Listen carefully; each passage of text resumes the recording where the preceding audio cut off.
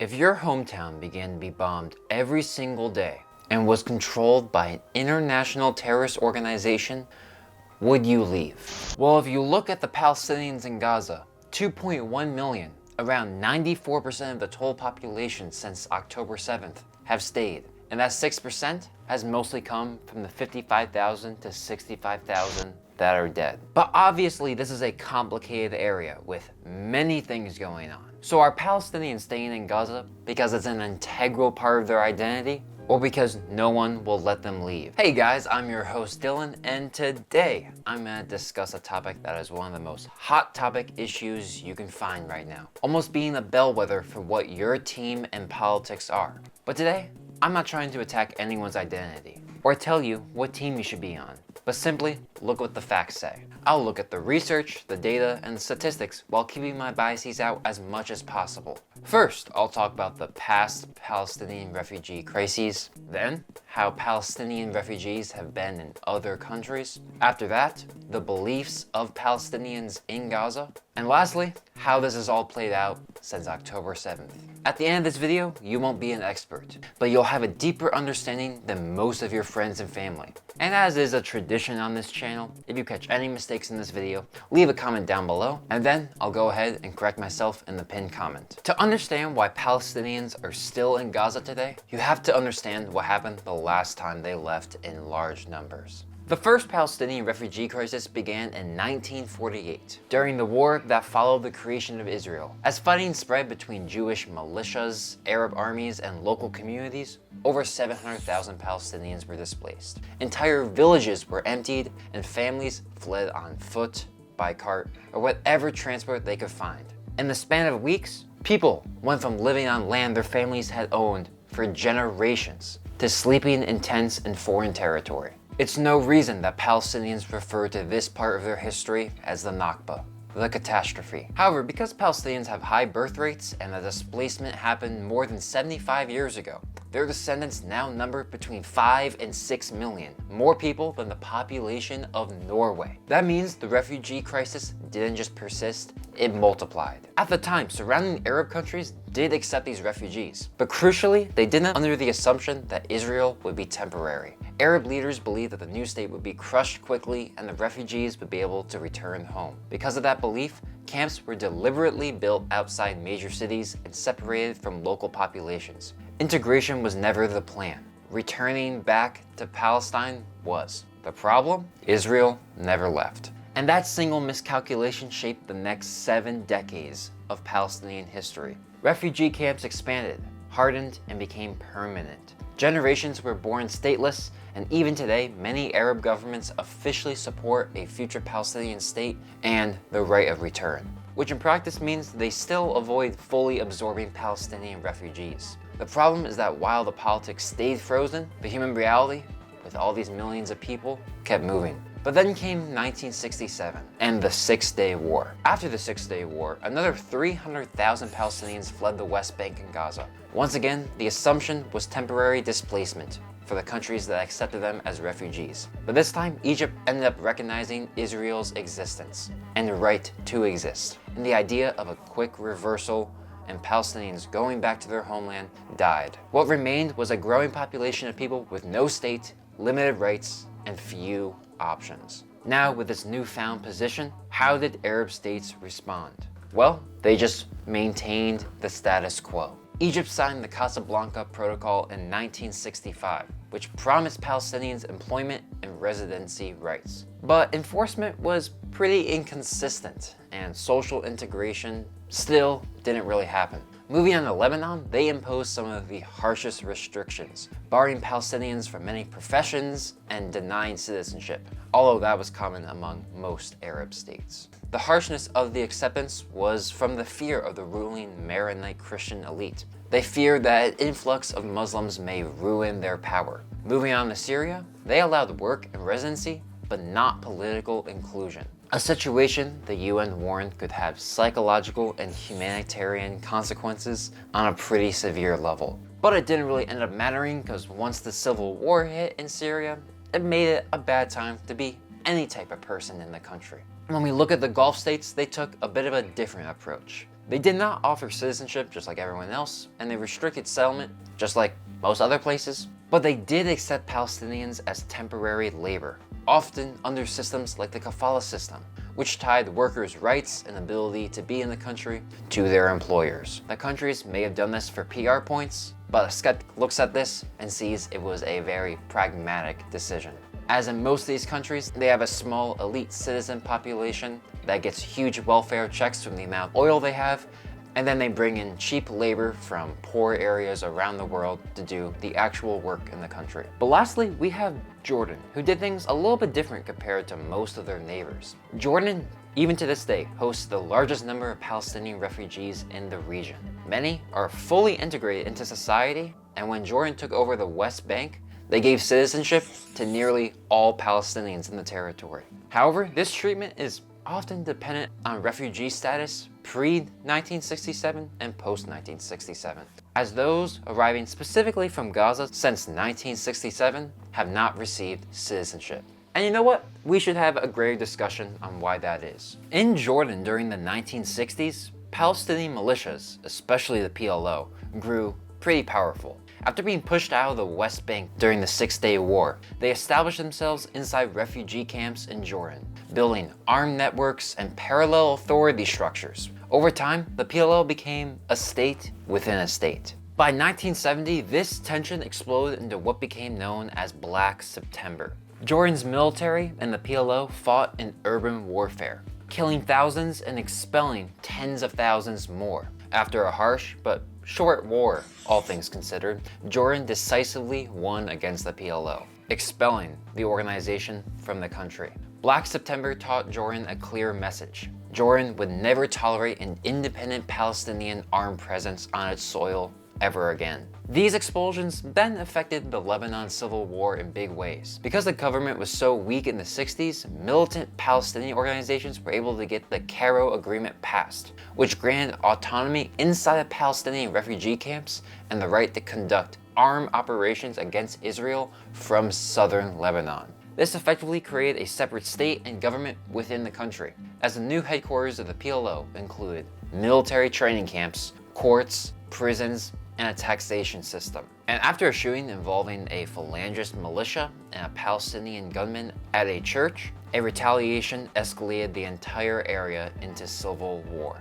And once again, the PLO's involvement created a major issue for Lebanon. Specifically, they were aligned with the Lebanese national movement. This marked a clear turning point for Palestinian refugees. Palestinians were no longer just fighting Israel. They were now fighting Lebanese factions in an internal civil war. A war that led to an estimated 150,000 dead and a further 100,000 left permanently handicapped. After the war ended in the 90s, armed Palestinian militias in Lebanon were banned. But nowhere in the Middle East was there a faster and greater switch flipped than in Kuwait. Kuwait let in about 400,000 refugees from Palestine throughout the 40s and 80s. Through every war, through every conflict, through every expulsion, even though they were never given a chance for citizenship.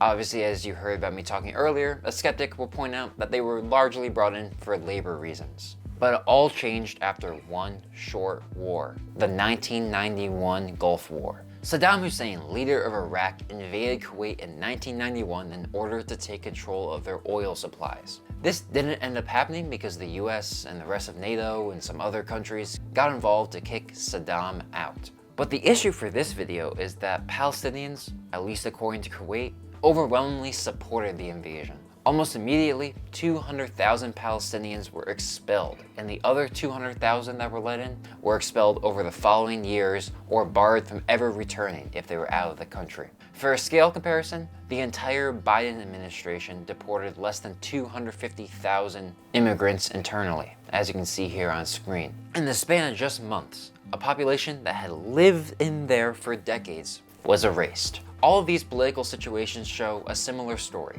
Arab countries let in Palestinian refugees, they then later regretted bringing them in, and through various methods they expelled them. Accept, tolerate, regret, remove. But hold on, there's a parallel story going on here, because it seems like there is no group on earth that has fought and lost more than the Palestinians for their belief in a state. The threat of losing your livelihood at any moment never stopped. The lifestyle of living as a shadow and having your entire life being possibly overturned by one bad encounter didn't stop hundreds of thousands of Latin Americans from leaving their homelands to illegally immigrate to America. And while the comparison isn't perfect, why are the Palestinians different? From the outside, it's easy to think that anyone would trade land claims for stability, safety, and opportunity. But for many Palestinians, especially in Gaza, the struggle itself has become an identity. A fact is that if the reclamation of Palestine is your goal or a part of your identity, Palestinians aren't necessarily losing. Yeah, it's a real David and Goliath story here, but there's advantages of being a real-life David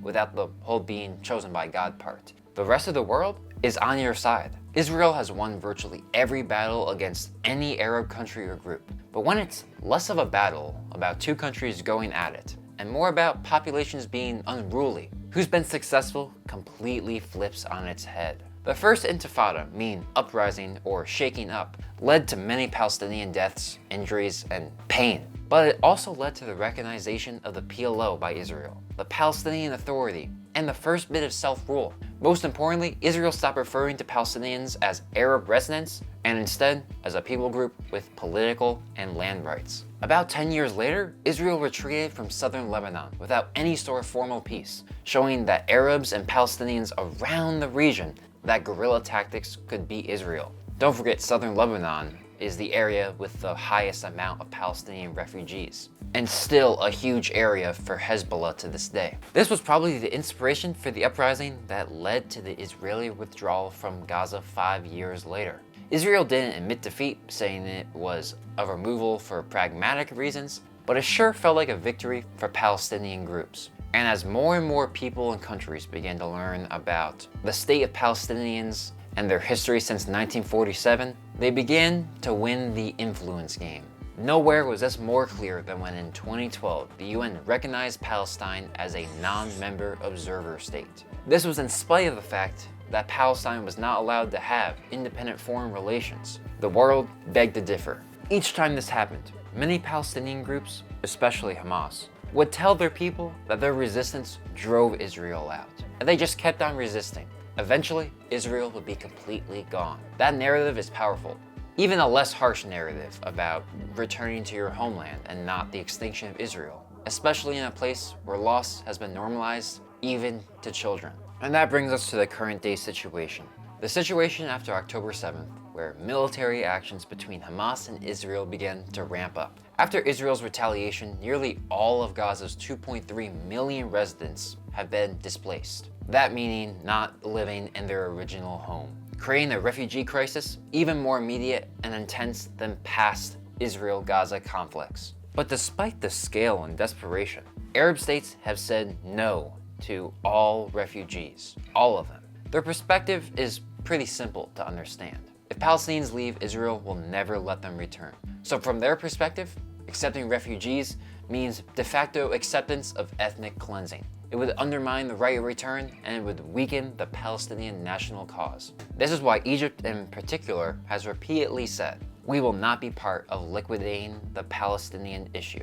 And selfishly, if Egypt accepts refugees, they'll likely end up in the Sinai, where a potential Jordan or Lebanon situation is very possible. If Jordan accepts, well, the country might be thinking another 1970 will happen. However, it's not like the Arab states are completely abandoning the Palestinians. For many Palestinians, even those living in Gaza, the Arab states are doing what needs to be done for the Palestinian cause. For many Palestinian nationalists, retreating from Gaza would then make the process of annexing Gaza for Israel so much easier, further weakening the difficult Palestinian nationhood ideal. The president of the Palestinian Authority made it pretty clear when he said, "We reject any attempt to displace our people. We will not allow a new Nakba. Our people must remain on their land." He then said, "Any solution outside Palestinian land is unacceptable." At the same time though, if Palestinians were allowed to be refugees, I think all of us are pretty sure thousands, if not hundreds of thousands, would take the opportunity. The opportunity to not be in a life or death situation every day and be able to eat and drink consistently. Meaning this current political situation is leaving thousands, if not hundreds of thousands, in a worse position than they could be. Whether you think those effects are worth standing up to Israel and not giving in against the battle for a Palestinian state is what makes this situation so complex. One thing that's not helping the situation being any less complicated is the reports of Hamas using slavery and slave auctions. But actually, it may not just be Hamas. There's actually a good chunk of evidence that this could be a wider region, Middle East, or possibly Islamic issue. Possible of these regions holding on to their past slave practices. Obviously, you're no walker from controversy, so you can see that detailed video right here. And don't forget to hope for the end of the war, keep in mind the complexities, and think controversy. I'll catch you over in this video right here.